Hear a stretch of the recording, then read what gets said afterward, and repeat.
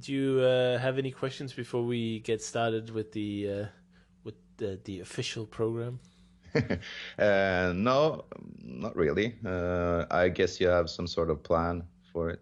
So, uh, Well, no, not really.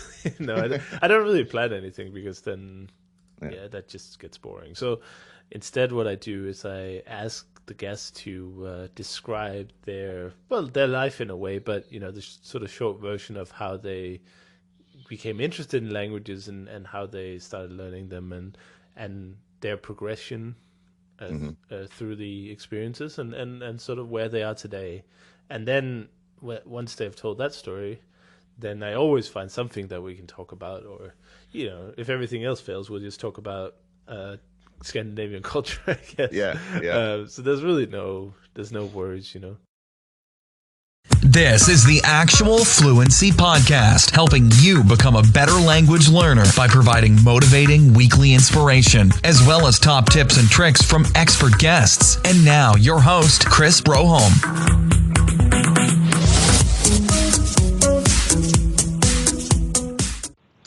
Hello, everyone, and welcome to episode 114 of the Actual Fluency Podcast.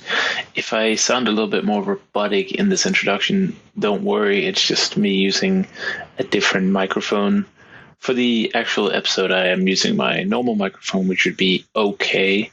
The reason I'm not using it for this bit is because I've lately been having some problems with my microphone, which means that it's probably about to call it quits. It has been like 4 or 5 years, so it is to be expected. I've traveled a lot with it, kind of treated it a little bit rough sometimes, packing it in suitcases, taking it all around the world. So it was to be expected, but I will do some more testing on it and see if it's a problem that I can fix, or if I have to invest in a new microphone, or alternatively a new headset that will give you a good audio quality, because I noticed that last week's episode was not as good in terms of audio as they used to be.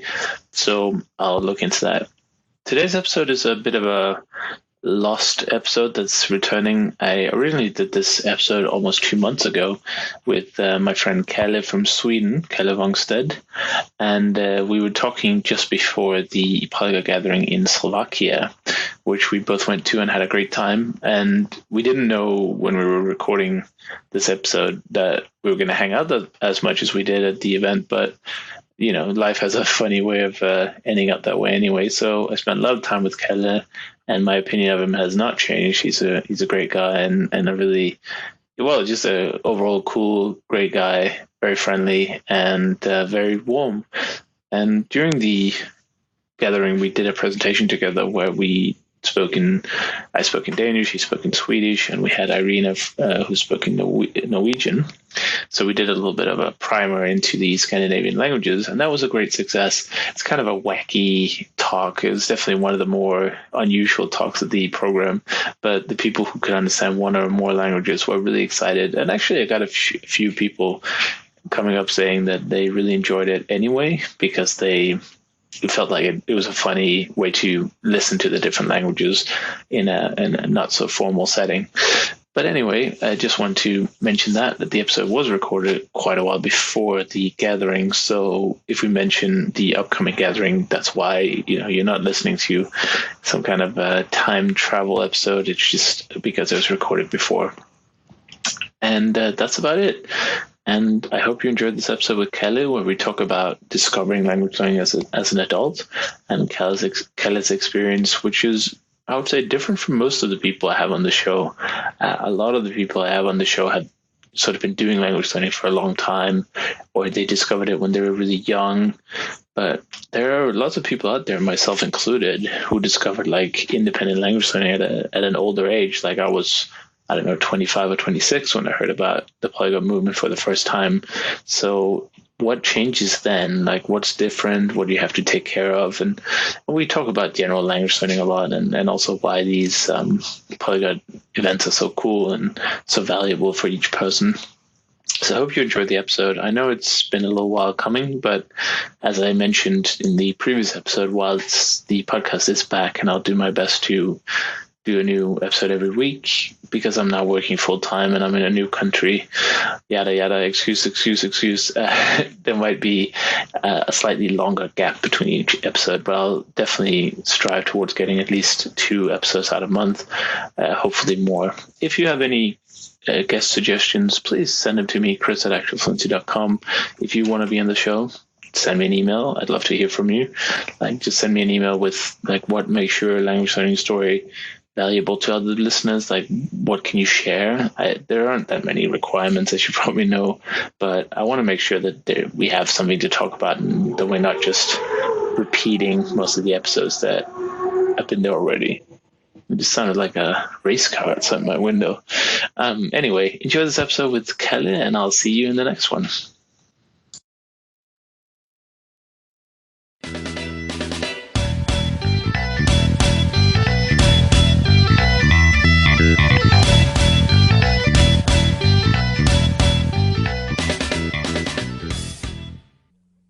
So, I guess without further ado, I would just want to officially welcome you to the Actual Fluency podcast. It's really cool to have you here. And why don't you start by telling the listeners your story in language learning, how you became interested in them? Well, thank you for having me. It's really, really good. I've been following your podcast for quite a while now, so it's really exciting to be on it as well. Well, my journey in language learning is really fairly recent, I would say. The whole thing, actually, I've been interested in some way in languages since I'm a trained graphic designer, and I've been working in print design and graphic design for a long time. So there's a lot of language there, but in another way, since that mostly has to do with text, typography and typesetting and stuff like that, which I'm really interested in. Really, I've been geeking out about for many years. Right. So I never took any language at school, apart from English, of course, because that's mandatory. But other languages, no. When I was about to enter gymnasium, I was trying to get Japanese, but they didn't have a course like that. So, of course, that didn't happen. What made you, sorry to interrupt, but why did you want to learn Japanese? What were you interested in back then? At that point, I was really into as I told you, I'm a trained graphic designer, so I was really into the graphical language of Japan with manga style and posters and all that. Really bright, colored, strong letters, and the Japanese characters were really exotic. And I've been sort of falling into this cyberpunk kind of interest with Blade Runner and stuff like that. That sort of old cyberpunk, futuristic sci-fi movies and stuff like that. So I was really into that at that point. And also I've always been really interested in comics and manga and anime. I was looking at, trying to get Akira, which was this anime manga cartoon film that was really cool and very popular in the late 80s and early 90s. So yeah, I was really into that. And also my father, he's been studying languages all his life, and he had taken a course in Japanese in university. So he had a book, a beginner's book in Japanese. So I was really kind of, well, I want to do something that other people don't do. So that's why I applied for a Japanese course, but of course I was the only one. So so I didn't get that one. And after that, I sort of focused on graphic design. So that was my whole life. But that industry has really changed in a way the last 20 years. So it isn't really what it used to be. A lot of the graphic design work has more or less vanished and doesn't exist anymore.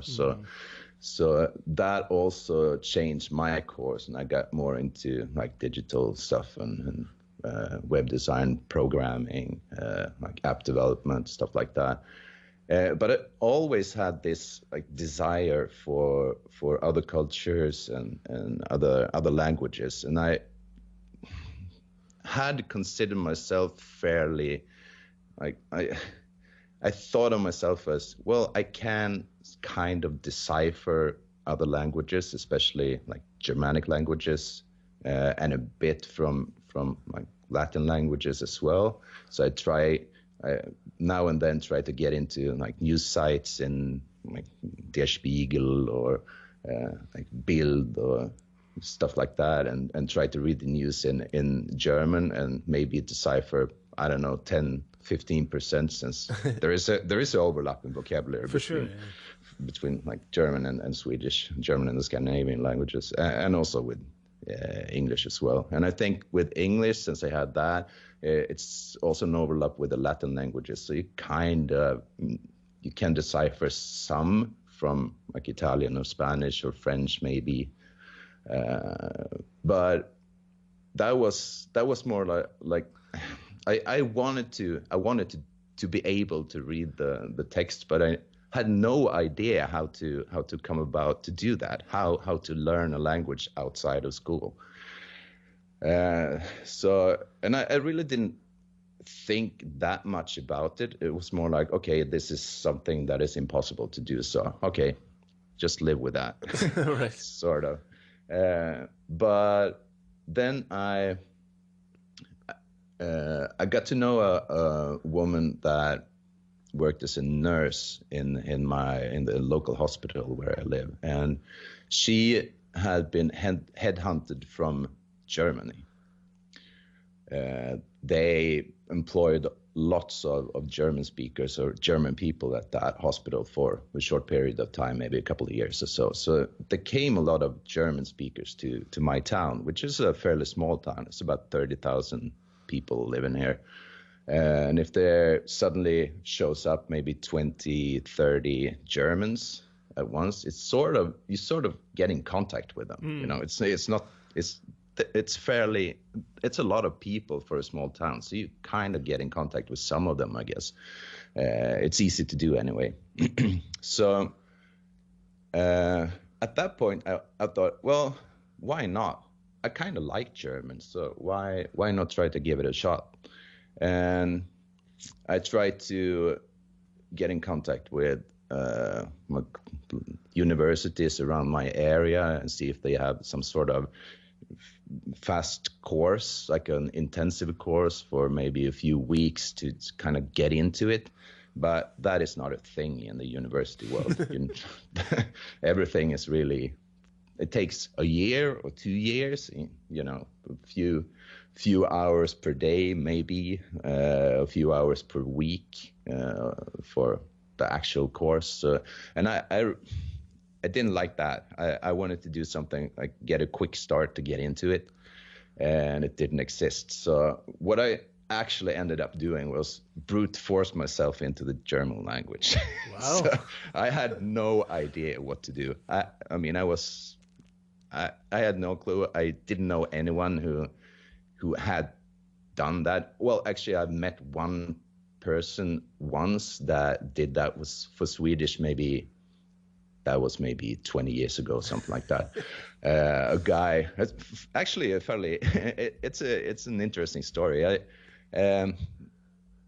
This was when I was in my teens, and one of the things that we do in Sweden is fika. Maybe you know about the concept. So that is actually having a coffee and something sweet to it, and you sort of sit down and just hang out. And that is a thing in Sweden. Everybody do that every day, multiple times a day maybe. And especially when you're young, that's how you hang out with friends, or that's one of the ways you hang out with friends. So we were kind of a group that did just that every day at a cafe in the center.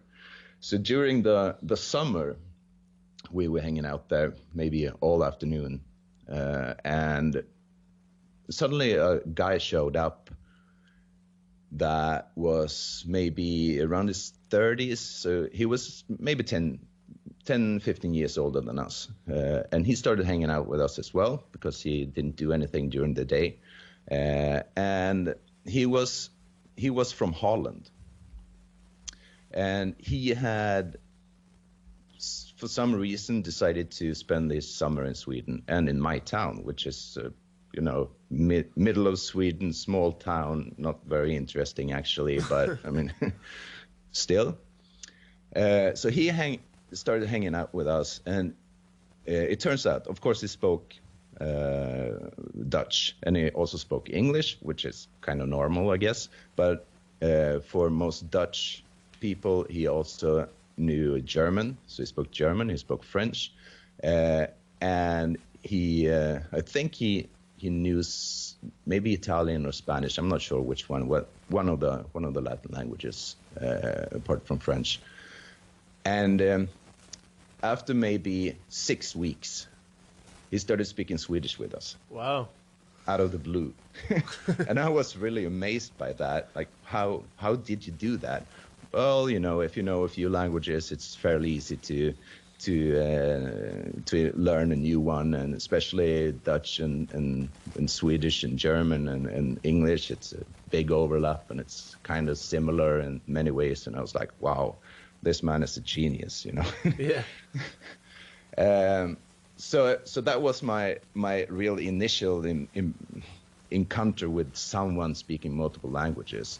And when I tried to brute force myself into German, I thought about him, because he had just been sitting there. He didn't speak with us at maybe the 2 first weeks, or maybe he said a few words in English, or he was very observant. He was mostly quiet and just listening. So I was thinking maybe he was into something there.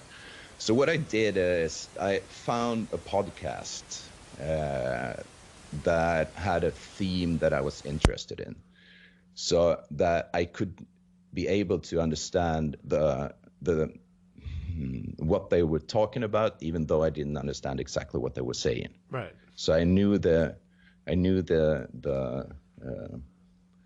theme, and the podcast I found was Bits and So. That's a podcast about technical stuff. It's mostly Apple related, which I was really into at that time. Maybe still is. So that podcast is like a normal tech podcast. 3-4 guys just talking about news and tech and stuff I already knew about. So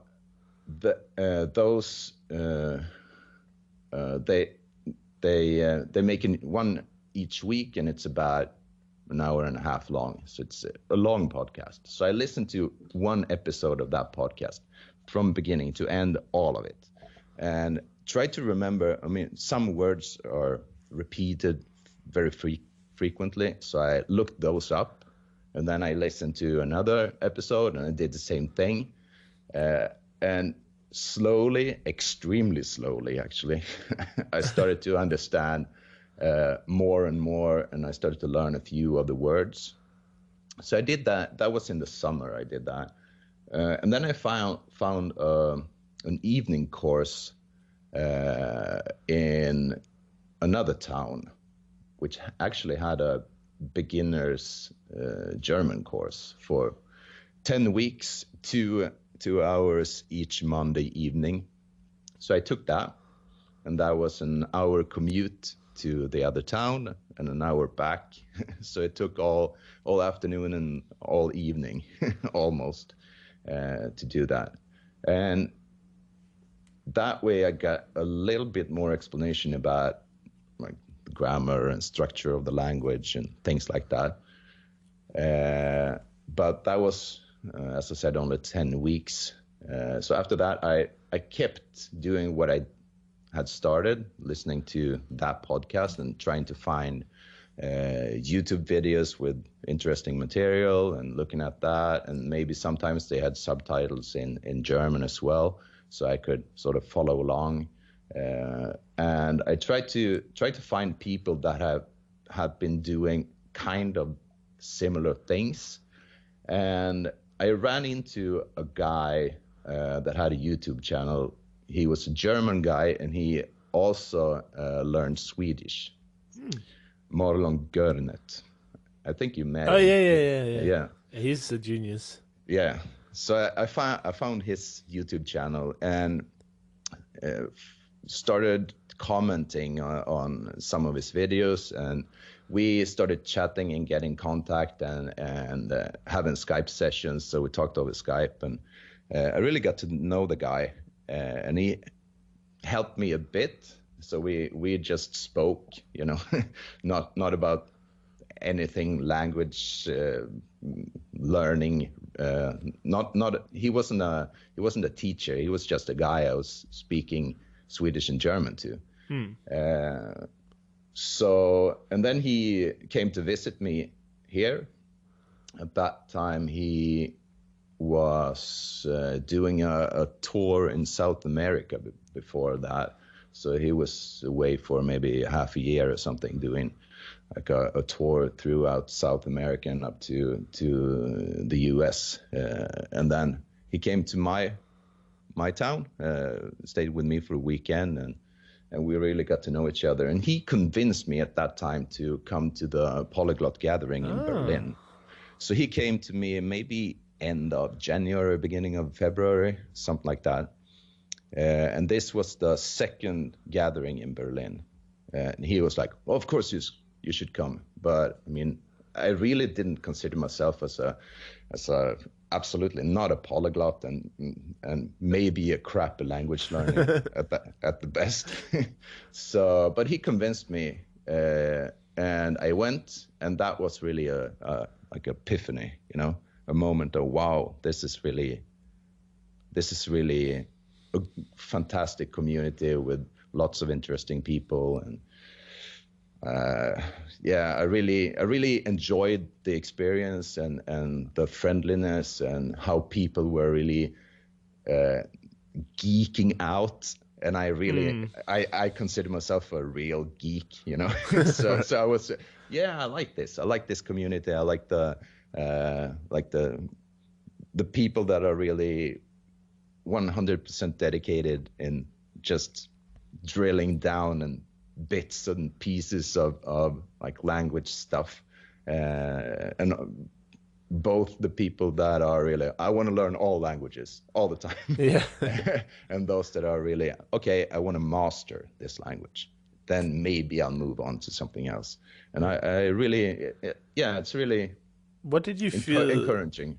What did you feel about I don't actually remember if that was the gathering we had the first meeting of the Kalmar Union, or if that was the one after. The one after, I think, yeah. It probably was. The first one you and I met, and we were introduced by Ellen Joven, right, in the lobby. Yeah, we said hi. I remember that. I definitely remember meeting you there. But I guess it wasn't until next year that we had the Scandinavian shenanigans. For those who don't know, the Scandinavian countries used to be united as kind of a United Kingdom kind of style. So as a joke, we called ourselves the Kalmar Union 2015, I guess, 16 maybe. Yeah. And it was it's kind of funny. But what did you think about, because I had the similar experience in the gathering before that. I was just amazed at people. What did you think about seeing people who were just kind of crushing it, like Marlon, who just speak 8-10 more languages and just casually switching between them? What was your initial reaction to that? I still don't understand how someone can achieve such a high level being so young. I mean, that guy is barely 20. Yeah, 21. He speaks amazing Danish too, by the way. Just saying. Yeah. He's one of the few people who, I mean, obviously he learned Swedish first, so it's not a huge jump. But what he gets is his accent is actually very authentic. Like, you can tell he's a foreigner, but he comes very close to the way that Danish people actually speak. Whereas everyone else who learned Danish sound like, I mean, it sounds awful, to be honest. Like, no offense, because it is tough to learn, but it just sounds awful. It sounds like they're either having some kind of seizure or that they sound completely English, So what did you feel? Because for me, I was definitely amazed and inspired, and just like I want to try and do something like this.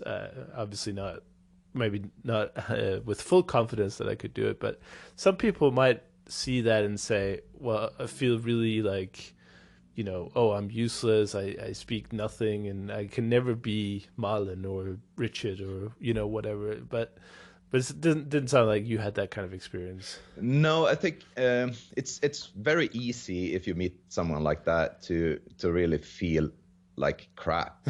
Okay, I will never achieve this. This is you get a bad confidence directly. But I think, at least for me, it was the other way around. Not that I think, oh, I can do what they can do, but it's more like, well, they're humans too. Mm-hmm.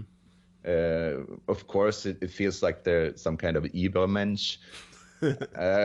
But when you meet them and you talk to them and you realize that, okay, it's a lot of work. That's all it is. Right. They are very dedicated, and they perhaps have a bigger dedication than you do, but still it's possible to do it. And maybe don't feel like you're in a rush. That was at least my initial experience, that okay, I need to do this all the time to be able to get to a higher level, and eventually I will do that. Maybe it'll take a year, maybe 2 years, maybe 10 years, I don't know, but eventually I will hopefully get there. And I am kind of a stubborn guy at the core, so I don't really give up, I think. Not easy. Of course, you can get frustrated and feel really shitty sometimes, and sure. But I think when you look at those people, you see that it's actually achievable. Right. And that makes all the difference, and it's something that I harp on all the time, because like if you don't believe that you can do something, you're just not gonna do it.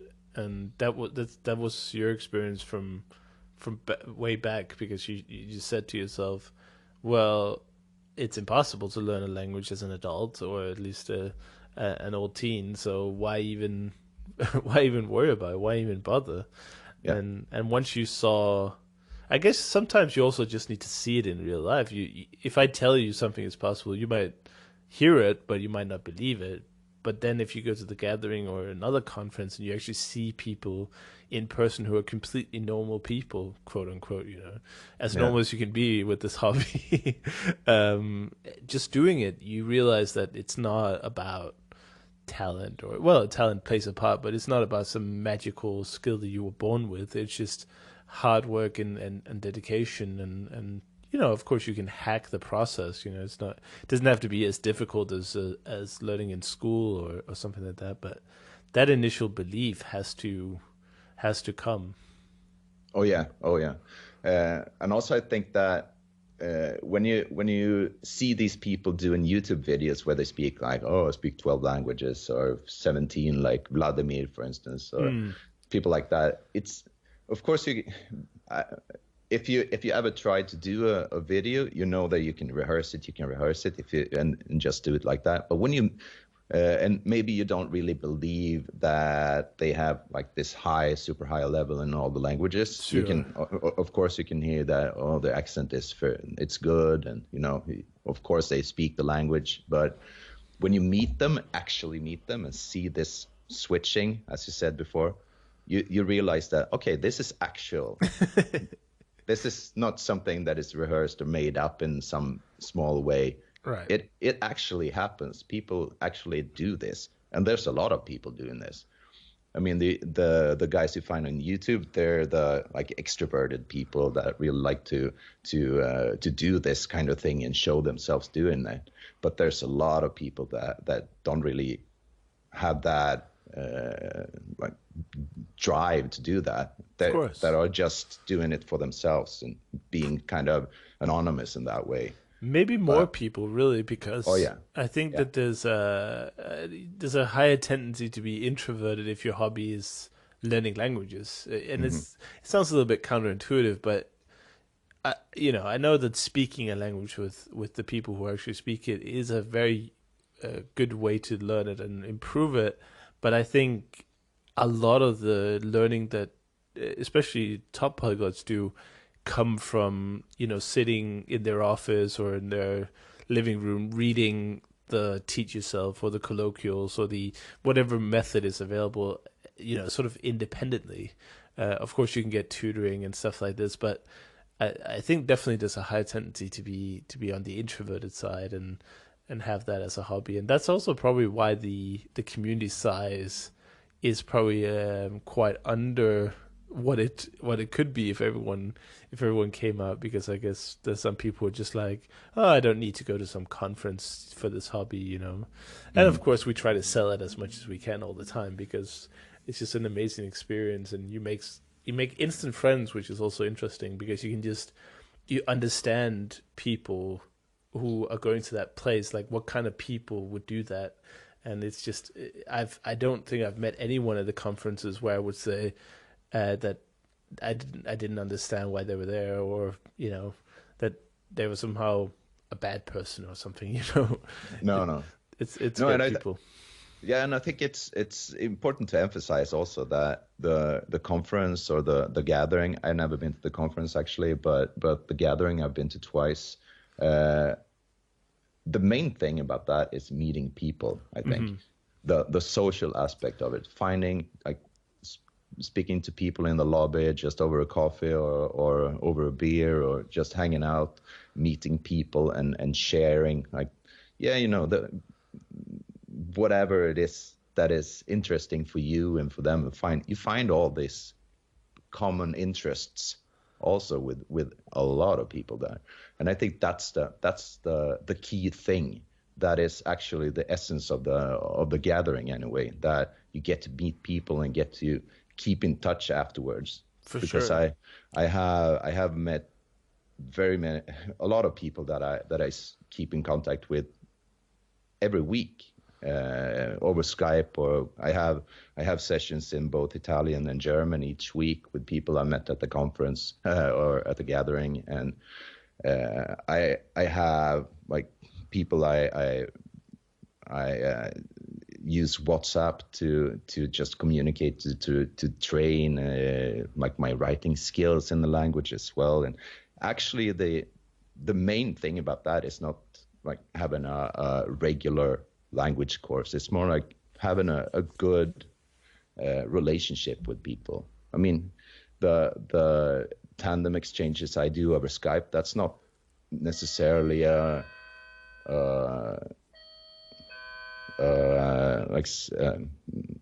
something where you try to learn the language. It's more like something where you just talk to someone you like. It's a social thing. Yeah.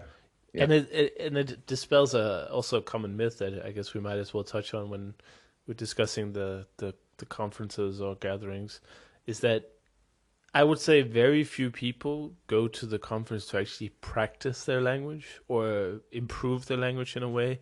I think most people who speak a foreign language, let's say other than English at the gathering, they do so because that's part of the whole. There's using the language. I certainly don't speak, let's say, I don't speak much other than English at the gatherings, but of course I'm also not very good at any other language, so that explains why. But I wouldn't go to the gathering. Some people might think that the gathering is like a way for language learners to meet up and practice all the languages that they've spoken with each other.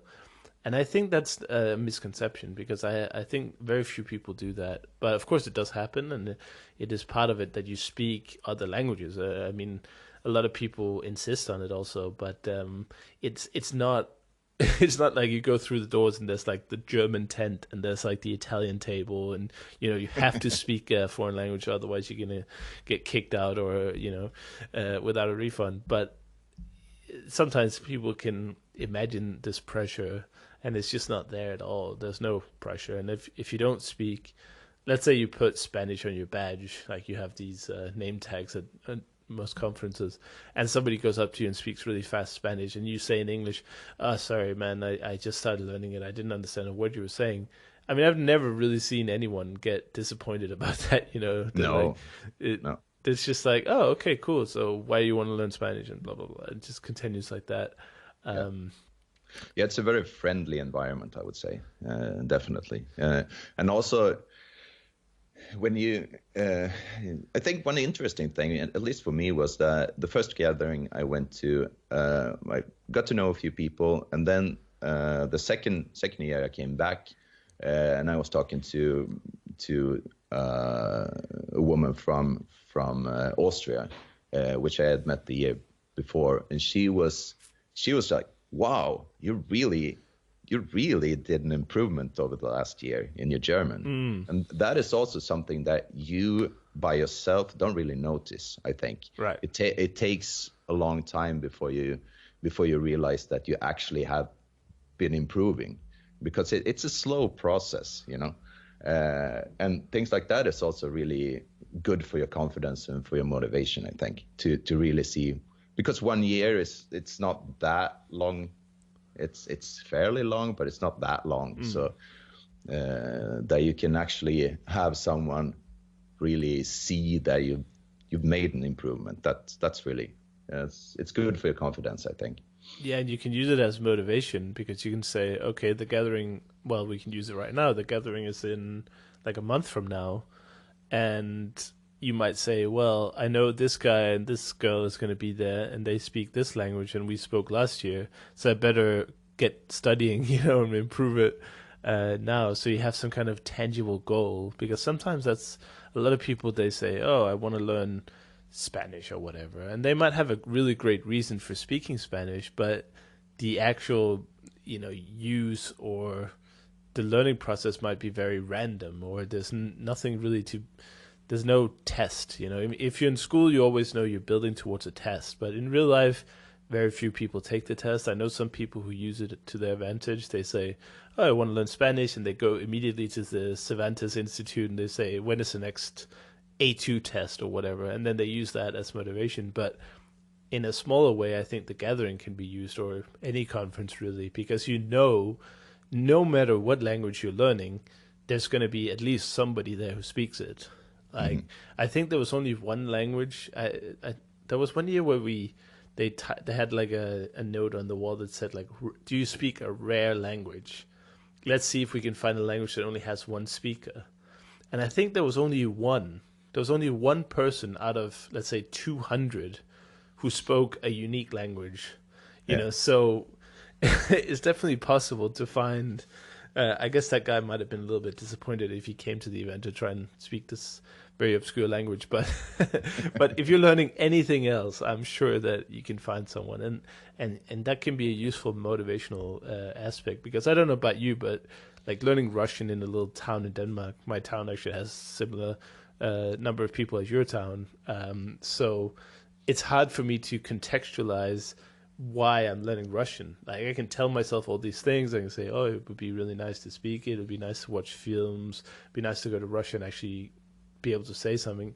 But when you're in your little Scandinavian town and you've never met a Russian speaker in the town ever, and you never heard the language being spoken, it's very hard to focus and motivate yourself to sit down with your colloquial Russian or whatever and keep working at it. But if you think, oh, okay, in a month from now I'm going to go to the gathering, and I have lots of Russian-speaking friends, so they're going to, of course, and I actually, saying this, I just remember that when I went to Thessaloniki in Greece, my friend Alex, who's from Ukraine, went up to me and he started speaking to me in Russian, and he said something like, how's the Russian going? And I just completely blanked. Like, I couldn't even say one sentence, even though I've been studying it for like years, and I probably speak decent beginner Russian when I'm ready for it. But he just caught me by surprise. So I have this idea in my head that I need to do it better next time, and the gathering is a perfect opportunity for that.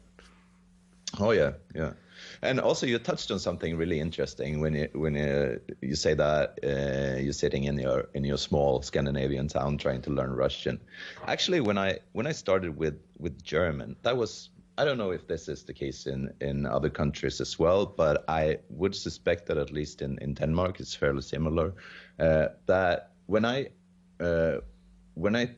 like told people here that I know, friends of mine, well, I want to learn German, their initial reaction was, why? Yeah. Are you stupid? Why do you want to learn another language? Because I think for some reason, at least in Sweden, the attitude is that there actually are only two languages. There are Swedish and then there are English, and everything else is English. So if there is like, it's I don't know how to explain this, but it's a weird attitude that there is no need for anything else. Right. No, it's contentment, really. Yeah. It's like saying, I guess language learning is a form of self-improvement in a way, but it's kind of that idea when you tell people that you want to do something that's out of the ordinary or different, then they react negatively because it's a reflection on what they're not doing. So when you say, "Oh, I'm going to learn German," they're like, "Why?" Because they need to justify for themselves why they're not doing anything interesting. They might be in their desk jobs or whatever. It doesn't really matter, but that's at least my experience, is that people have this kind of, it's almost like an envy where, if you say something out of the ordinary, and it's also group culture, in Scandinavia, this is really strong.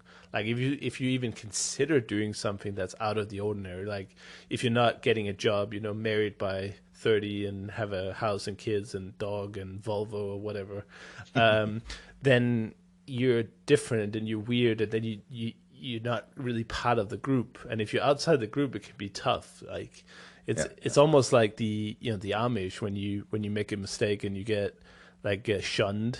That's similar in Scandinavia, I feel like, because you can really feel like an outsider then. Yeah. Good point. Yeah. And I find it really, it's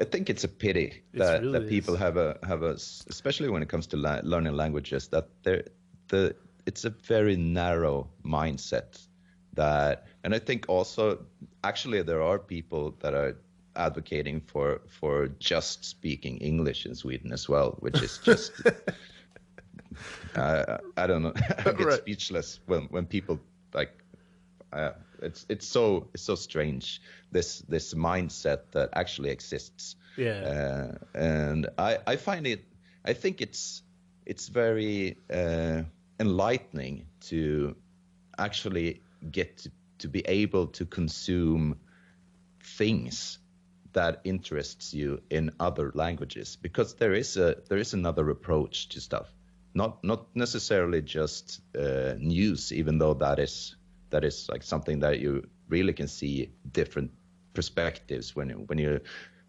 get news stories from different countries and different languages, but in other ways as well, like poetry if you're into that, or arts, or literature and music.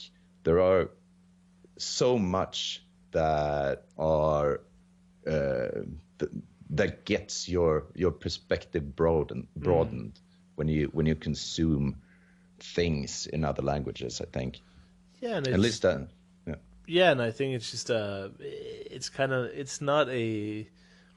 feels like it's a mindset really, that you're open to foreign cultures, you're open to, and I feel like just learning a little bit of the language kind of makes me understand foreign culture more, even though I've never been to the country. I haven't really spent any particular time learning about the culture. I just feel like already by learning a bit of the language, I already feel more connected to the culture, and I feel much more open to it. Whereas if I know nothing, which is the case with many languages here in Denmark, I mean, there aren't that many, at least not sizable groups, but something like Arabic or Turkish or something like that, if I learned just a little bit of that, I would feel more connected with the minorities that live here. But because I haven't, I feel like it's very much us and them. And I think this is kind of what is creating tensions in the world these days is the lack of cultural understanding. Because for instance, in your country, you have lots of immigrants coming now and just came in, and there are tensions that are rising because the locals feel like they shouldn't be learning that language of the people who actually came there. But I mean, how awesome would it be if Swedish people started learning a little bit of Arabic or a little bit of Somali or wherever the immigrants are from? Like, how much could that help those tensions and bridge the gaps? Yeah, absolutely. But that's a bit of a pipe dream, I guess. I mean, that's that's maybe too ambitious. But I mean, we can only change ourselves. Like, I always try to make up quotes, and I don't know how I'm gonna get in a quotes book one day. But the quote that I have had on my mind for a while now is like, to change the world, you have to change your world. And maybe somebody said that already, I don't know. But I just feel like if you start as a language learner to take those first steps, then your actions are going to they're going to move like rings in the water, you know, they're going to extend and they're going to reach other people. Like if, for instance, that Dutch guy, he reached you with his language learning, even though he didn't even try, you know, he was just there. And it kind of changed your life in a way that you saw somebody do something different. Yeah. Oh yeah. Which is super cool. And also, I think one thing that also happens is that when you speak the language, you get closer to that culture as well.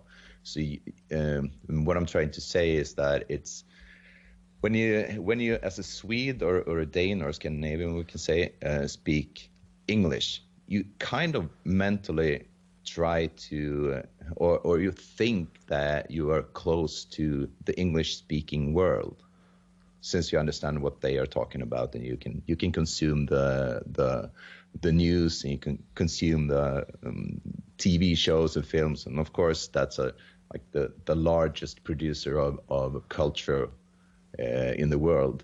But you kind of, in your mindset, you say, okay, we're alike, we share something. But my experience learning German is that the connection between Sweden and Germany, that's so much bigger than between Sweden and England, for instance. The culture clash is between Sweden and the US, for instance. That's a big culture clash. I've lived there for a few weeks last year and tried to get into the society, and I've been there a few times, but and of course you get to know the people. I mean, of course they're nice people and stuff like that, but there's a lot in the culture that is very different from the Scandinavian culture. But when you get to Germany, it's more similar in my experience, anyway. For sure. I agree with that. It's like it's more reserved in a way, like you don't, and it's more authentic sometimes. Like if people are miserable, they don't smile at you, you know. You know, they don't have to smile all the time, because I guess we're cynical in a way that we realize, well, life isn't all you know, fun and games all the time, so there's no need to pretend. You know, no, I don't know if that's the case, but there's definitely a difference. Yeah, and I think also, since I've been learning Italian as well, and I was in Italy just now for a few weeks in a small town in the south of Italy, and tried to get into the society there as well. And I also see that they are, of course, very different from the Scandinavian culture, but you learn so much more when you get there and you meet with the people and speak to them in their language and try to sort of get into the culture, and you realize stuff that you have no idea of realizing when you go there just as a tourist, in quotation marks, like just for sun and bath, bathing and just the food and wine and all that. But if you actually try to, that is what I like about traveling. When you try to get into, like, under the skin of the country where you go in. And I think learning the language, at least a bit, is very important to be able to do that. Right. And what kind of changes did you make to learning Italian compared to learning German? Was there any kind of aha moments along the way where you were thinking back, saying, why did I do it that way? Yeah, I think getting help from people, getting a tutor, getting people to actually help you getting forward. I think that's a big change I made. So my Italian journey was very different from my German journey. Italian was also a language, a cultural language I've been interested in. And as a Swedish speaker, the sounds in Italian is not very difficult. And I think in other Latin languages like Spanish and French and Portuguese, some of the sounds in the language is very hard. Like in German, some of the sounds are very hard for me. I have a hard time with the R's, for instance. That's really hard for me because they don't exist in my dialect of Swedish. So I have a hard time pronouncing the R's, especially the R's, and also some of the sh sounds like. Right. That it's hard for me, and that doesn't really exist in Italian. All the sounds are well, there are some sounds that are difficult, but most of them are not. So that way, the pronunciation troubles were minimized for me when I chose that as a language, and I wanted to have a Latin language. So yeah, Italian was the one that was most attractive to me. Right. So a couple of years ago, bit over 2 years ago, I saw Moses McCormick, the guy that does the YouTube videos where he levels up. Yep. Yeah, you've probably seen those. For sure. Yeah, he posted that, next year's challenge is Swedish. So I got in contact with him and asked if he wanted to have an exchange, so I could tutor him in Swedish and maybe he could help me get into Italian, because I know he had been learning Italian. So yeah, sure, we do that. So we did like an initial phase there, and he helped me with getting into Italian, like at beginner level. And then after 3 months, he passed me on to his Italian tutor. So we started having sessions, and then I met Aravind Dillon in the gathering in Berlin, and he's been living in Italy for a few years, working as a language teacher, and he wanted to learn Swedish as well. So we started doing the exchange, and we still do the exchange once a week. So we have a Skype session each week, and I think that was the big thing. My Italian has improved faster than my German did. Like these 2 years, I've come further in Italian than I did my first 2 years in German. And that, I would say, is thanks to the help from others. So if you can find someone to do an exchange, I think that's really valuable. And keep doing that each week, having someone to talk to and not just do it by yourself. Right. Yeah. It's like a motivation. It's another motivational hook also, because you're always looking forward to the next lesson, and you wanna be better than you were last week. So you kind of feel like you have to do some work in between the lessons. At least that's what I felt for my tutoring. So that's another little ninja trick, I guess, because it's not just what you do in the lessons. It's also how it pushes you to do more outside the lessons, or if it's an exchange outside the exchanges. Mm-hmm. Yeah. Oh, absolutely. And also, I think, at least for me, I like to travel. So I try to like set up. Okay, I want to go to Italy in April for a couple of weeks. So that makes me wanna get to a decent level so I can speak to people when I get there. so you sort of set up some sort of motivational goal or milestone at least that you can look forward to, and something that you can aim towards. And I think, at least for me, that's a good motivational thing as well. Of course, not everybody have the time or money to travel all the time, but if you do, that's really a good motivational thing to do, I think. Right, it's similar to the language certificate where you know well before you're going, you know that the date is coming, so you need to work harder. And they say, if you have something you want to achieve, a deadline is almost required, because otherwise you just the time it takes just keeps extending, and you just kind of slack off a bit. And like you said earlier, there's a balance, because you don't want to, at least I don't think it's realistic for most people to become, Benny Lewis and do 8 hours of language learning a day. I don't think that's realistic for almost anyone. But also you don't want to be too casual, because then it's not that if that's the only thing you can do, then I think you should do that, of course, but you have to be careful, I think, also of just taking it a little bit too easy, because then you tend to forget what you've already done, and you kind of have to do everything twice.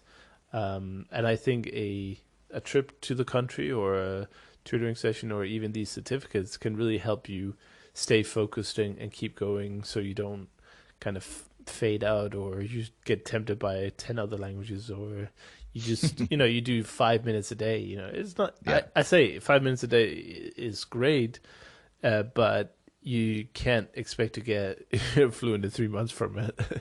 No, I think at least for me anyway, if I have the Skype sessions each week, so I have an hour and a half each week in German, and an hour and a half in Italian each week. Between those sessions, I try to do that 5 minutes a day at least. So you have something each day. And if you use Duolingo or Memrise or something like that, that's fine. As long as you get those 5 minutes, or you watch a YouTube video, or listen to a podcast, or read a book, or whatever. That's, at least you're doing something. In 5 minutes, that's more than zero. And it's also hard. It's also hard to do only 5 minutes, because when you've got the app and it's giving you all those points, and it's like saying you need to review these 20 words, and you can see the leaderboard that your friend is like 2,000 points ahead of you.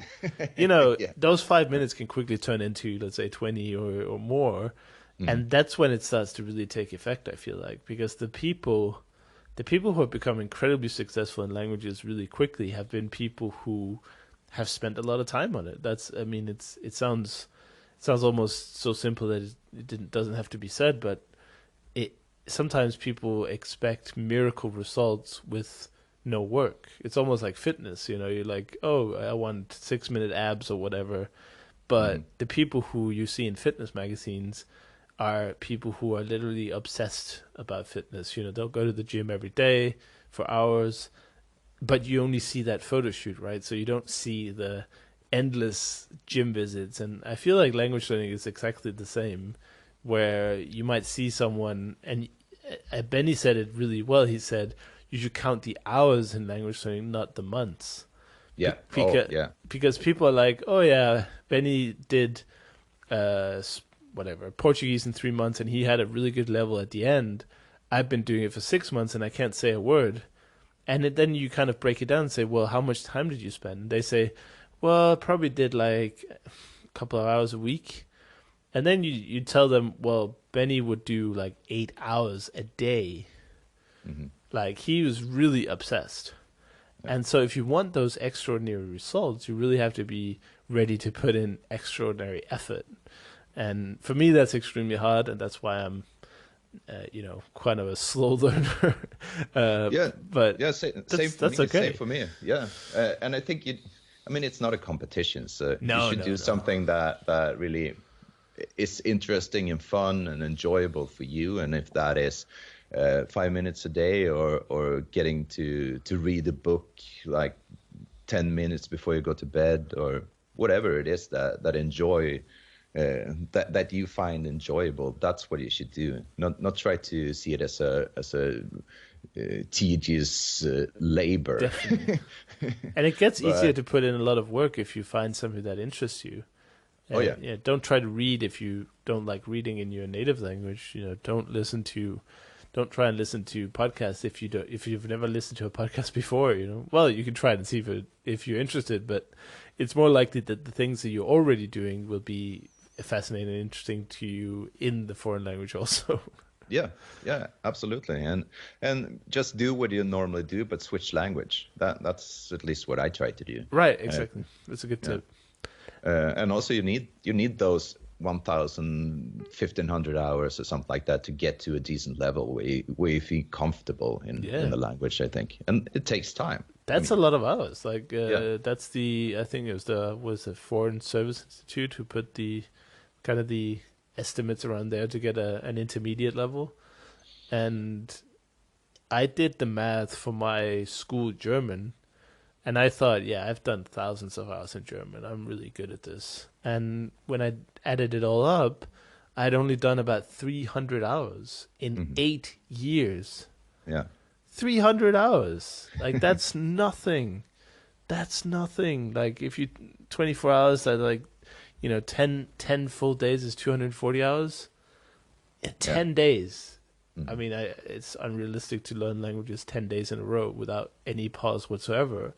But considering that I thought I'd been doing it for ages, my level was really exactly what you'd expect, because I tested at B1 after 300 hours. And for each level, of course, it takes more hours to get to the next level. So, if I spent, let's say, another 300 hours, maybe I'd get to B2. Yeah. You see, it just doubles. Yeah. Yeah, it's logarithmic in that way. Yeah. Definitely. And that makes it tough. Yeah, it is. And it's really hard to, I think when you get from super beginner to the intermediate level, that's when it gets frustrating, because you don't really see your own progression that easy. Right. At the beginning, oh wow, yeah, I understand that. Oh yeah, I know those sentences. Oh, okay, cool. I learned 20 new words the last 2 weeks. Yeah. But when you get to intermediate, it really slows down, and get from intermediate to advanced. That is wow. That people that do that multiple times, that is wow. I really admire those people. That is fantastic work. Yeah, just the time investment to do that is really huge, and it, like you say, it's going to be a time of very, very minimal improvements. So you're really just hustling in a way. You're just kind of working towards a goal that feels really, you can't really measure it in a way because the improvements are so small. So I really admire people who do that also. And for me, as somebody who started learning a couple of languages in the last couple of years, like Russian and Hungarian, personally, that's also super interesting to me, how you go from that beginner level into the intermediate and then ultimately into the advanced, because I think the world is kind of overwhelmed with beginner materials and like, how do you start learning a language? But as soon as you get into the intermediate stages, it gets so much harder, and everyone's quit by then, so there's no material out there, and it's just it's brutal. Yeah, most definitely. Sure. Yeah. But the last thing I wanted to talk to you about is, of course, our little Kalmar Union, and of course I had to plug the fact that we are doing a talk. I guess we can say that, right? That's not secret. No. So we're doing a talk at the Bratislava Polyglot Gathering. And if you're listening to this episode in the future, then you can probably find the recording of our talk on the YouTube channel. If you just search for, what was the name of it? The Scandinavian languages or something? Yeah, I think so. Or maybe we will call it Kalmar Union. I don't know. It's a good name. I think so too. It's funny. So I guess, people are listening from all over the world, from all different areas, so they might not understand or have a lot of knowledge about what exactly is Scandinavia and what does it mean in terms of like culture and like I was thinking we could give them like a 2-minute quick briefing on the dynamics, of course, in terms of language learning. So you have Danish, Norwegian, and Swedish as kind of the main ones, and the languages that people learn are usually, I think people are much more inclined to learn Swedish rather than Danish. And what we're going to talk about at the talk is basically like how are they mutually understood and confused sometimes. Yeah. But how would you explain how the languages are related? How do you see it, and how much of the different languages do you understand? So first of all, we should probably say that Irena Dahl is also participating as a representative for Norwegian. Right. So there's the three of us. But in terms of the languages, I mean, historically, we all speak Danish because Danish is the original language of Scandinavia. Yes. Yeah, you're the blueprint for the rest of us. So the oldest mention of Swedish as a separate language is actually the old law of the southern of Sweden that is dating back to Viking age. So that was the first time that someone actually considered themselves speaking something else other than Danish in the region. So, and I mean, that's 1,000 years ago. So, you know, it's a while. It's been a while, but still, the languages are very much mutually intelligible. I have no problem understanding Danish and Norwegian. The big difference, the largest differences are between Swedish and Danish today. The vocabulary differs quite a bit compared to like Danish and Norwegian, for instance, which is very similar. It's almost the same, just with a different accent, really. Yeah. So one way of describing the languages, I think, which is very good in my opinion, is that Norwegian is Danish with a Swedish accent. Right. So, and that sort of sums up how they are related, I think. I agree with that. But did you have any contact with Danish? Did you do anything special to understand it? Because I must admit, I really struggle with Swedish. I never put any effort into learning Swedish. I never watched any Swedish television. The only Swedish that I got was basically just randomly hearing it somewhere, or in school, you know, we had a mandatory Swedish class, not a class, but part of Danish is like a week or two of Swedish and Norwegian just to open your mind to it. And I really struggled with Swedish, not only because of the vocabulary, but also sometimes just the pronunciation, the dialect. You know, it's hard for me. So, did you do anything? Like, did you study a bit of Danish? Did you go there for a period of time, or did you watch some Danish TV to get tuned to how we speak, or did you just? Is it just easier for Swedish people to understand Danish? Is, I guess, what I'm saying.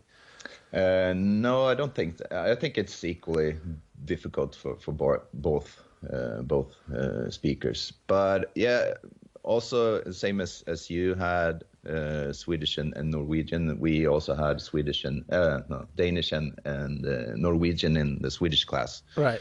As part of the curriculum, just to sort of get into it, have some understanding about that. For me, I like the Danes. I think Danish people are much cooler than Swedish people. Thank you. You are. Everyone is really, they have an attitude that I really like. And also the especially starting with the dogma movement, I think movies and TV series from Denmark is really, that is a higher level in quality than you get in Sweden and in Norway. So for the Scandinavian region, I think Denmark is the biggest culture center, and I think that is also true when it comes to design, which is something that, as I told you, I'm really into with Jakobsen and Louis Paulsen, people like that are fantastic designers. And so I always had a fascination for Denmark. So of course I've been consuming a lot of Danish. I listen to Danish radio. I have a couple of podcasts in Danish that I listen to each week. I watch a lot of Danish TV. I try to watch the news in Danish instead of Swedish. So I have a lot of exposure to Danish, I'd say. That's interesting because, I mean, that explains it, I'd say, because kind of the joke sometimes is that foreigners have heard, oh, Norwegian, Swedish, and Danish is so close they can speak to each other in their own language. But actually what tends to happen in, at least what I've seen, is if a Dane and a Swede meets in the wild, they will actually speak English more often. Yeah, and I think that's really a pity. It's absolutely not necessary. I think you could get to a pretty good conversational level in Swedish in a couple of weeks. That's all you need. Yeah, well, we talked about doing that, right? You know, I'll come visit you, and then you can hammer Swedish into my head for a week or two, and we can see if it's really possible to learn a language from scratch in just a week or two. Yeah, I think for the Scandinavian languages, I'd say that's no problem. Yeah, it won't say that in the description though. You know, just for clickbait reasons. But that could be funny. But it is an interesting kind of relationship, I think, because you do feel kind of close to your Scandinavian neighbors for sure. It's almost like we're part of the same school of thought. We're definitely similar in the way we think, you know, very reserved and honest, like we said earlier, where we don't pretend a lot, like, but it also brings negative aspects. Like, I don't know if people realize that, but if you, for instance, there's the idea, what I really admire about Americans, for instance, is they have a lot of optimism. Like, sometimes it's like a little bit too much, but I think it's almost always better to be optimistic than pessimistic. Like, pessimism doesn't really bring you anything, whereas optimism can always bring you like hope and like a good mood. But I'm very pessimistic, and I think a lot of my fellow countrymen are as well. Yeah, me too, you know. So it does bring negative things to it, and you have also, we talked about this before recording, the idea of, or was it during the recording, I forget, but the idea of contentment, that if you try to be something extraordinary, like something out of that other people are not doing, then you will immediately get resistance from everyone else because they feel like it's an attack on their like the decisions they made or what they haven't done. And in Danish we have this jantelov thing, which I don't know if you heard about. Yeah, it's the same in Swedish. Oh, right, great. Jantelagen. Yeah. So that's something we share, that mentality. I think it's bullshit, to be honest. Like, but it's very much alive in the country. Oh yeah, for sure. And that's, I find it sometimes hard to explain, and people in America listening to this are probably going, what are they talking about? But I guess it was like, do you want to just give a 10-second explanation? Well, basically it means that you should not try to believe that you are something. Right.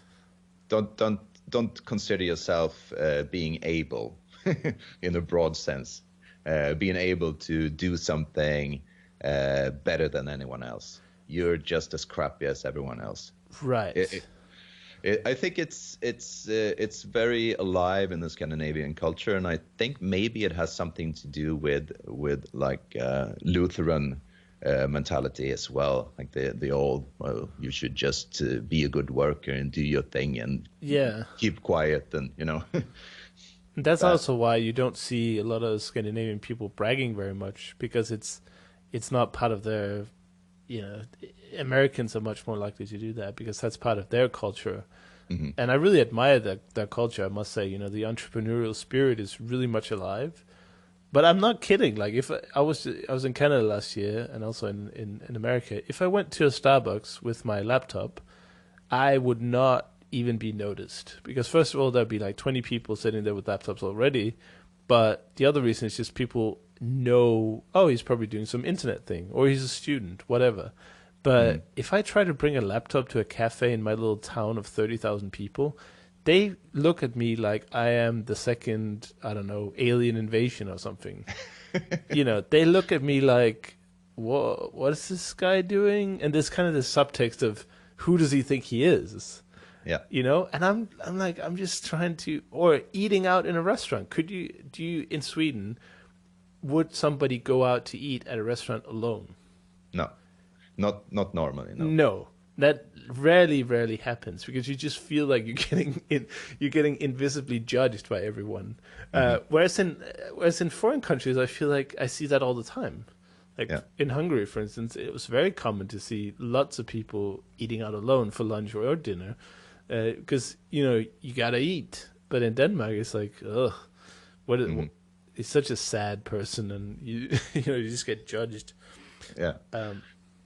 Yeah, and I think also with the fika culture in Sweden, where people go out, have a coffee, and if you go to a cafe in other countries, people go there, have a coffee and read the newspaper or something like that, or like have an iPad or whatever people have these days, and that is not something you see in Sweden. No. You go out at least two people. Yeah, probably even more, but at least two. You're right. So there are lots of different cultural things, and I don't like all of them. In fact, I would probably prefer to be in a different environment where some of these things are more acceptable, because you feel like, well, this is of course very personal, but when I started doing work online, even if I was working for someone else and it was kind of a job, my mom still didn't believe in it. She was like, no, that doesn't sound like a job to me. Like, what do you mean you can work from anywhere? So you get this incredible resistance from your nearest family members, but it's the programming. It's the internal Yandelo in a way, because I don't know if she's thinking it like overtly that, I have to go to work every day and drive like half an hour to get to work and sit in an office 8 hours, and you can just kind of casually work a couple of hours a day while you travel the world. It's almost like that's what, but she's obviously not thinking that directly. It's just part of the culture. And I don't know what you think, but I feel like it's a shame that we're not encouraging greatness more. I'm not saying that I'm doing anything great, but if I was encouraged more, maybe I would. Whereas in America, I guess, okay, you get there's a downside to that as well, where if you can fail completely and become homeless because your fashion blog didn't work out, then that also kind of sucks. Whereas in the Scandinavian countries, you have like infinite social welfare and stuff. And maybe that is also part of that, because you're not allowed to fail, and I think that is something that you are allowed to do for instance, in America. It is okay. You're not a complete okay, so you failed. Well, just brush yourself off and get up again. That is not something that exists in Scandinavian culture. I think you're not allowed to fail. And therefore you always take the easiest path forward. So you do what you have to do just to be in the middle part of everything. Right. Like the safe path, Do you also think like a lack of real risk is also means that people don't really take any chances? Because in Denmark, if you don't have a job, you just get paid by the government, and that payment is usually enough to live not a great life, but I mean, you can have an apartment, you can have food on your table, you can have an Xbox, you can have Netflix, you can have a decent life. It's not great, but if you live in a Scandinavian culture, then that will probably be enough. So you feel like I can't really fail. Yeah, of course. Definitely. And also you can't really win either. So, I mean, you're sort of stuck in this middle zone. That's why so they to speak. want you, isn't it? Like this contentment in the middle, where if you think that you're better than us, then you're not part of our society, so you can't try to change the world, in a way. So it's actually weird that we even have some Danish companies that have done that. You have Lego and stuff like that, that actually managed to escape the contentment of a Scandinavian culture and actually create something amazing and huge. But man, is it tough to live in this country if you want to do something other than just get a job and a wife and dog and Volvo or whatever. That's usually I don't know why they always go for the Volvo, but I guess it's a family car, so safe, Yeah, exactly. Oh yeah, right. It's safety, yeah. So I hope that was interesting to people who are not really familiar with the culture here. I don't think it's all bad. Like I think Scandinavia understands really the importance of relationships. Like you don't make many relationships, but they're very deep. Like I read a Quora post. Somebody asked, like, what are some interesting things about the Danes? And there were these foreigners who had come to Denmark as an expat, so they moved to Denmark, and they were surprised why friends would never invite them over. Like Danish people, why would they never invite them over to dinner? And I don't really know personally, because I never really had my own like house I could invite people over to, so I had never really considered it. And I also think that maybe I'm a little bit global, globalized in a way. So for me, it probably wouldn't be so weird. But the answer they got from these people was that Danish people consider their kind of friend circle or their how many friends they can have at one time to be a limited number. So they spend almost all their energy on these relationships. Again, this is good and bad, right? Because you want to include all your friends, right? But that was the reason that they stated. So they weren't inviting these people home because they only had sort of capacity to invite a couple of people. And the way they said was, well, we can't have 20 people over for dinner every time. We can't afford that and stuff. I don't know how the Swedish mentality would be, but the point is just that to get to know someone in Denmark, you need to really get to know them. Like, you don't become instant best friends with people you just met in the pub, or like it takes a long time, and you need to probably also learn the language to really make friends. So, but once you're there, it's people really care for each other, so that's good. Yeah, I think it's exactly the same in Sweden as well. Swedish culture is very similar to that, and also we sort of think about friends in different categories. So you have deeper and less deep relationships with people, and you call these groups different things. So in Swedish you would say vänner. That would be friends. That is something that you have very few of. A lot of people wouldn't consider, like, if you would ask someone how many vänner would you have, it's like maybe a couple, right, at the most. And then you have more like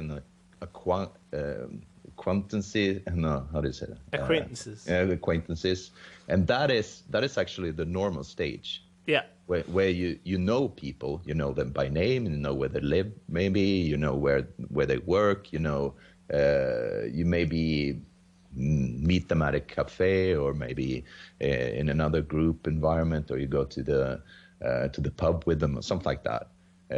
But you wouldn't invite them home normally. So that's the large group, and then you have people that you maybe know the name of, and people that you say hello to. So that's like the farthest circle, so to speak.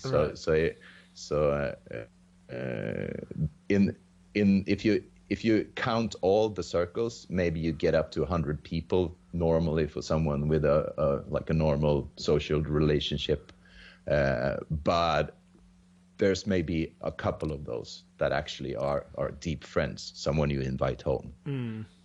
Do you think that's related to the pessimism again, or realism maybe, where where you consider, well, you can't be best friends with tons of people at the same time. It's just not possible. Like, you don't have the emotional or the mental capacity to be best friends with 25 people at the same time. Mm.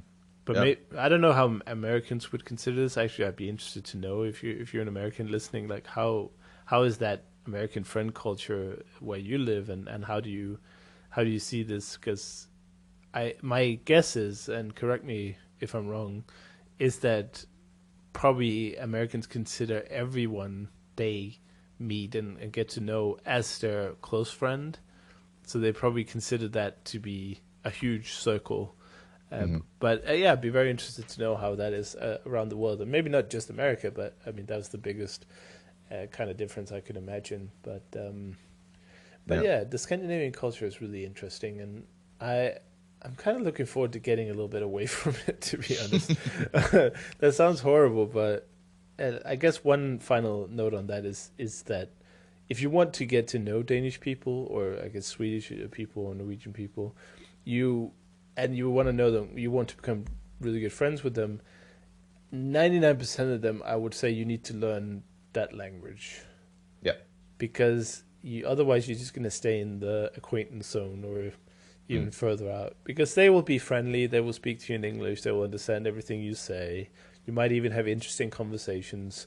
But before you actually communicate in their language, you're just not going to you're not going to become deep friends with them. And it's kind of a problem, but at the same time, that's how the cookie crumbles. Yeah, and it's also a good motivation to get into Scandinavian languages, I think. Yeah. Yeah. Because we are very nice. We're good people to hang out with, I think. Yeah.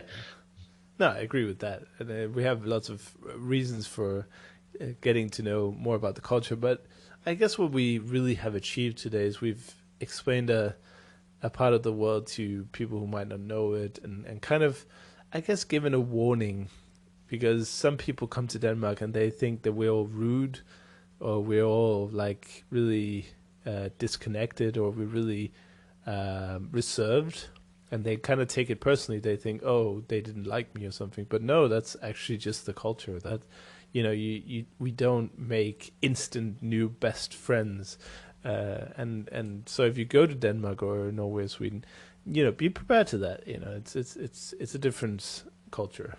Mm-hmm. Yeah. So perfect. Well said. Well, thank you. And other than that, I guess people should watch our presentation for other fun stuff.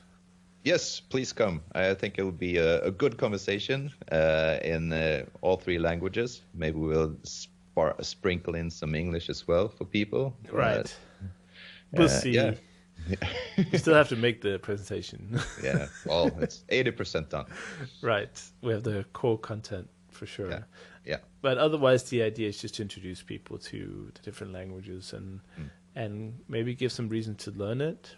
Maybe give some reasons to get into the Scandinavian culture and languages, because there's a lot of, especially culture. We talked a lot about movies and TV and all this. There's a lot to get into.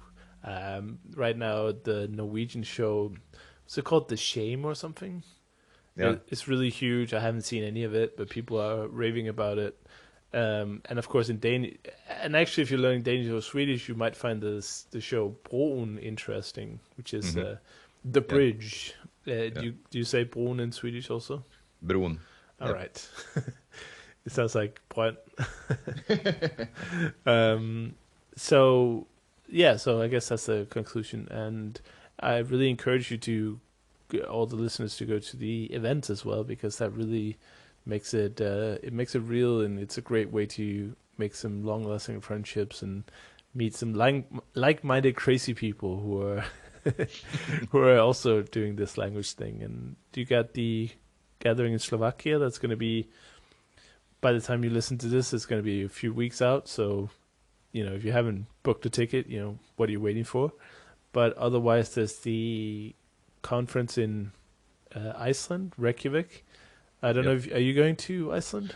Yes, I will try to go there as well. I've never been to Iceland, so this is a good opportunity to get there, I think. and also it's good in time. It's the end of October, I think. Yep. It's the last weekend of October. Yeah. And so it's going to be a bit chilly, I imagine. And just as an idea for you and for the listeners, if you look at the map and you see where Reykjavik is in the northern hemisphere, my town is about the same height. Oh, wow. So I'm up north, way up north. It's chilly in your town also. Yeah, right now it's spring. So actually today is 15 degrees. So Wow. That's good. Global warming. Yeah. So I'm going to also try to make it. I'm not 100% sure, but how do you feel about Icelandic? Do you understand anything if they speak? Some words here and there, maybe 10%, maybe at the most 15%, depending on what they're talking about. If there are old words like house, food, things that are very like basic and has been the same for a very long time, I understand those. Also, from what when I listen to it, it sounds like they have the melody, the same melody as Swedish. Right. I don't know if you feel like that, but to my ears, it sounds a lot like fake Swedish. Well, maybe it is. Who knows? Yeah. But apparently they all speak Danish, so Yeah. I should be. That's good. I should be good. But I feel like I can. If I look at an Icelandic text, I feel it feels very familiar, but I'm not sure how much I understand of it. Probably not that much. No, a few words here and there, and I think it's more difficult because they don't use any loan words. Right. That makes the vocabulary not overlap that much as it does with, for instance, Faroese. That is more similar to the other Scandinavian languages when it comes to vocabulary. Right. So that's I think that is easier to learn for us. They have weird sounds though, more similar to English, since it's probably more related geographically to the British Isles. Right.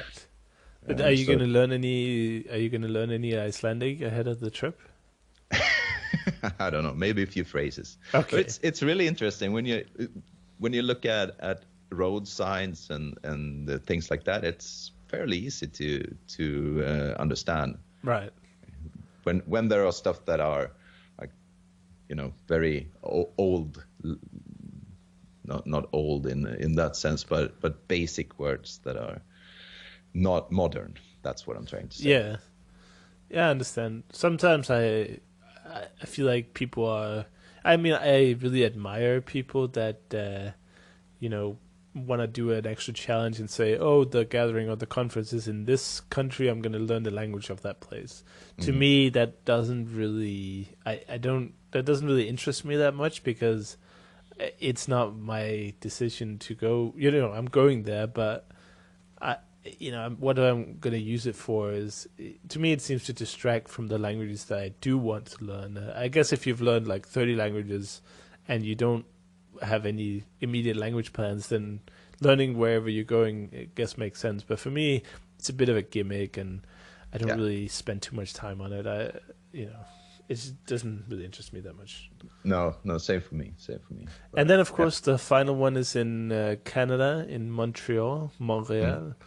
And I was there last year. It was highly successful event, and really exciting to see what happens this year. For me, the test of any event is always going to be the second year, because the first year, you don't really expect anything, and if it goes successfully, then that's great. But it's really how can they take what they did the first year and make it as successful the second year, and how can they get the people to show up.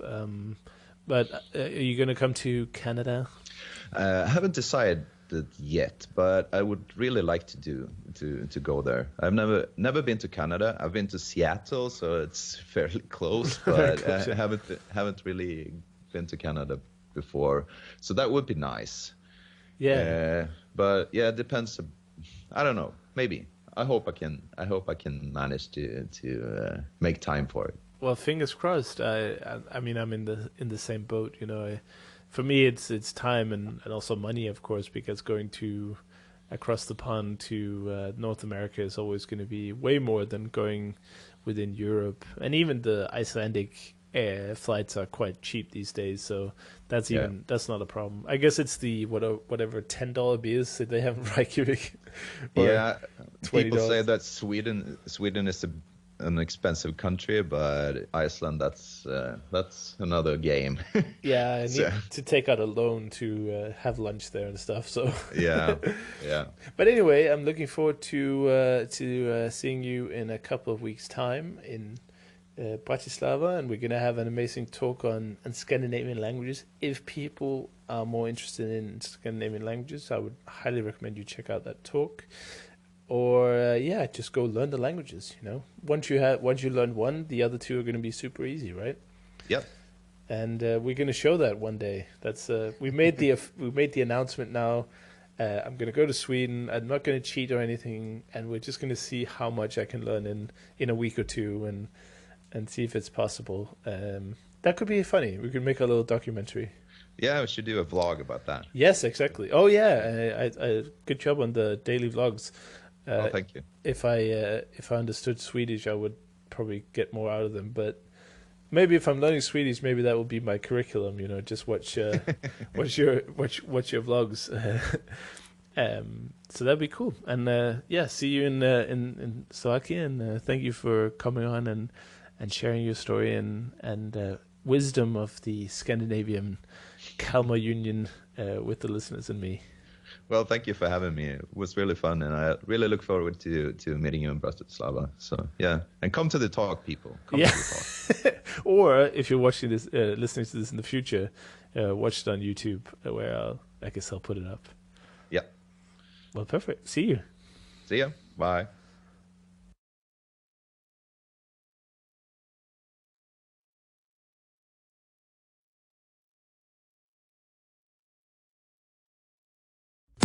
Thank you for listening to the Actual Fluency Podcast. If you would like to get more out of the podcast, check out the VIP Club by going to actualfluency.com/VIP.